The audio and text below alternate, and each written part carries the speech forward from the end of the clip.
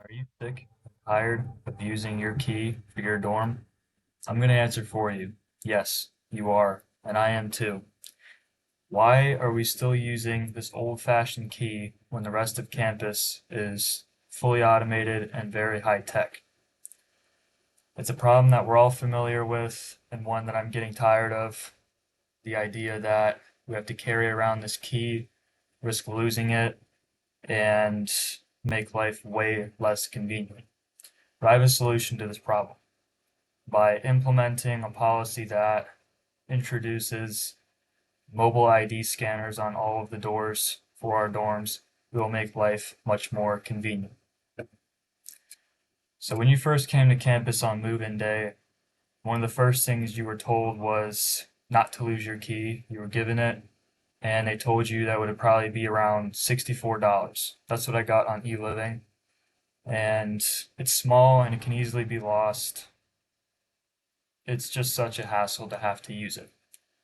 And I remember on the second day that I moved in, there was a person that I was playing spike ball with, and he dropped his key in the grass.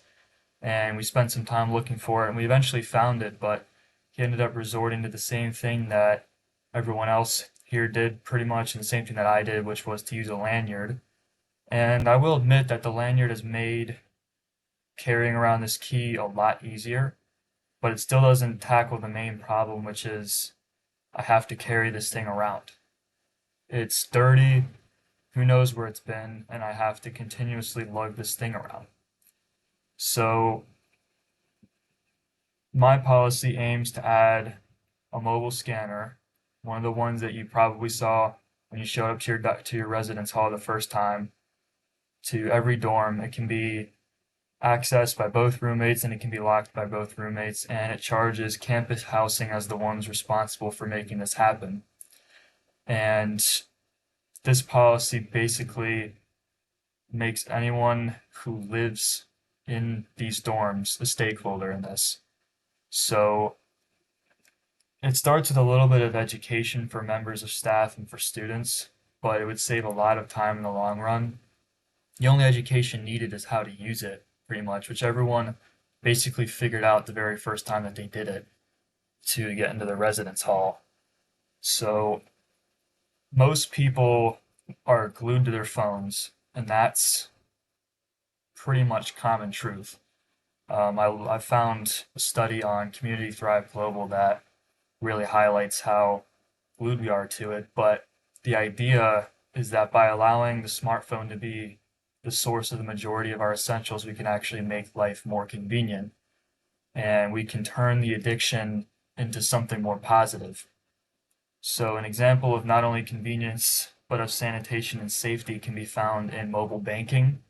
So, Forbes put out their own study slash opinion on their website about how mobile banking is more useful than traditional banking of using credit cards and cash and all that stuff. And the main things that they came up with were convenience, sanitation, and safety. So, number one, it's just a lot more sanitary to use your phone than to use a key. So, similar to money, when you're handling money all the time and you're passing it to this person and this person passes it to you, nobody ever thinks I need to stop and wash my money. So it's a similar thing with keys. It's been in every keyhole, everybody's pocket, everyone's hands. And has anyone really ever washed their keys? I haven't. So not only is it more sanitary, but it's also safer. So when you think about money, for example, people are always having to worry about it getting stolen. Someone can take your wallet, and if you have your credit cards in there, your money, that's going to get stolen and you're not going to get it back.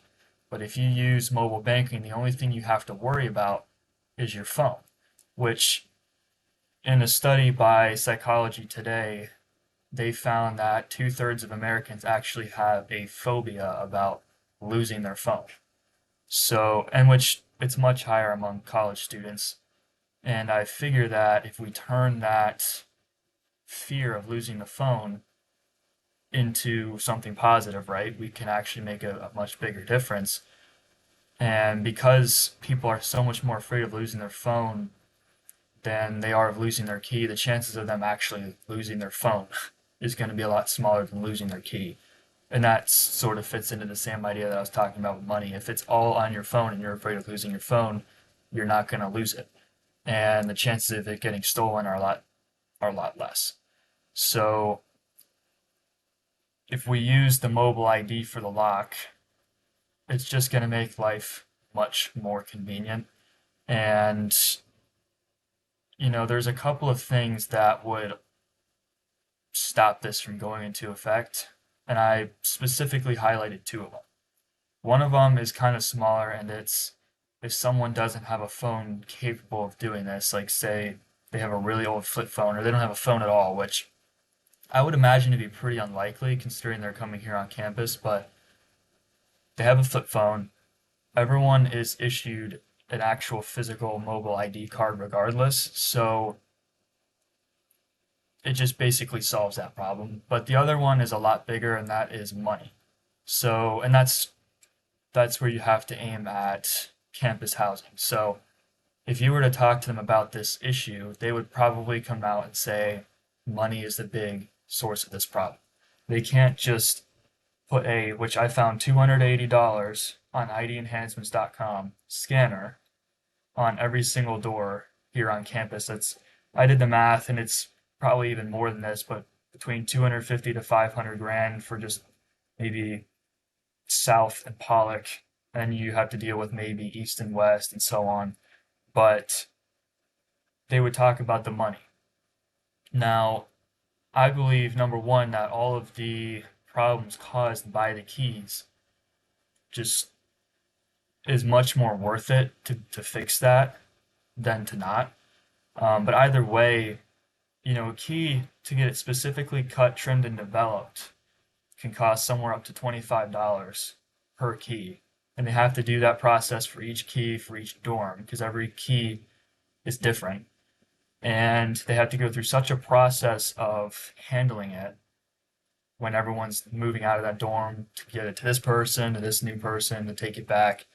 And I believe that the one time cost of planning scanners would basically surpass the continuous year after year costs and inconvenience of the keys. So in conclusion, it it's a lot of money in the long run or in the short term, but in the long run I think that it would be a much bigger success to implement mobile scanners on all the dorms.